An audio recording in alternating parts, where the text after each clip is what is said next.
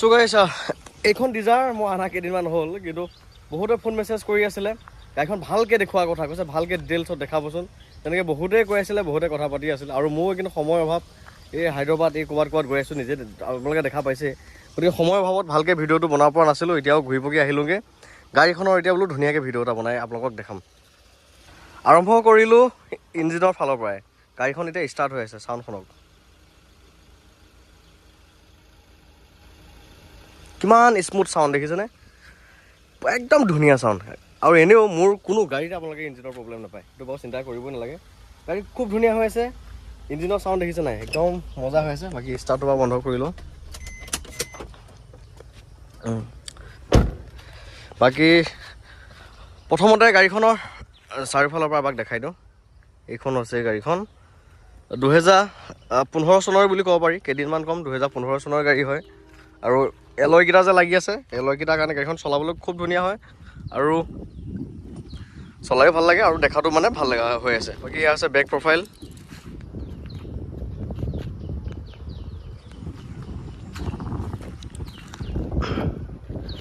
এয়া চাওক গাড়ী লুকছ এলয়কেইটাৰ কাৰণে সঁচাকৈ বহুত ধুনীয়া লাগিছে দেখাত পেট্ৰলৰ হয় VXI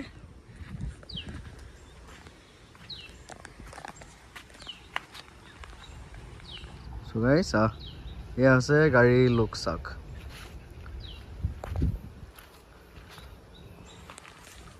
বহুত ধুনীয়া হৈছে এইখন গাড়ী আপোনালোকে লক আৰু চলাওক একো কাম নাপায় না সাসপেনশনৰ কাম পাব না মেকানিকেল কিবা একোৱে নাপায় এচিৰ পৰা পাৱাৰ ষ্টাৰিঙৰ পৰা power window heater music system সকলো ৰানিং সকলোবিলাক ৱৰ্কিং হৈ আছে গাড়ী একদম টিপটপ গাড়ী এইখন গাড়ীত আপুনি 1 টকাও কাম কৰিব লগা নাই জাষ্ট লক আৰু চলাওক সঁচাকৈ বহুত ধুনীয়া হৈ আছে বাকী ফগলাইট চগলাইট এইবিলাকতো ৱৰ্কিং আছে মই দেখাই দি আছোঁ ইয়া সাইড ইণ্ডিকেটাৰ লাইট আৰু এই লাইটৰ এই শ্বেপটো বহুত ধুনীয়া লাগে দেখাত ইফালে তলৰ ফগ লেম্প সকলো ৱৰ্কিং গাড়ী ফুল গেটআপত আছে এইখন গাড়ী আপোনালোকে আহিলে মানে পচন্দ কৰিবই লাগিব মানে বহুত ধুনীয়া হৈ আছে ইণ্টেৰিয়ৰটো এবাৰ দেখাই দিওঁ এয়া হৈছে ইণ্টেৰিয়ৰ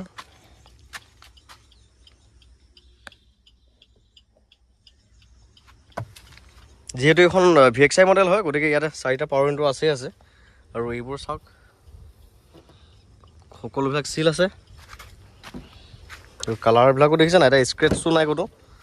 এইবোৰ সকলোবিলাক চিল এণ্ট্ৰিটো চাওক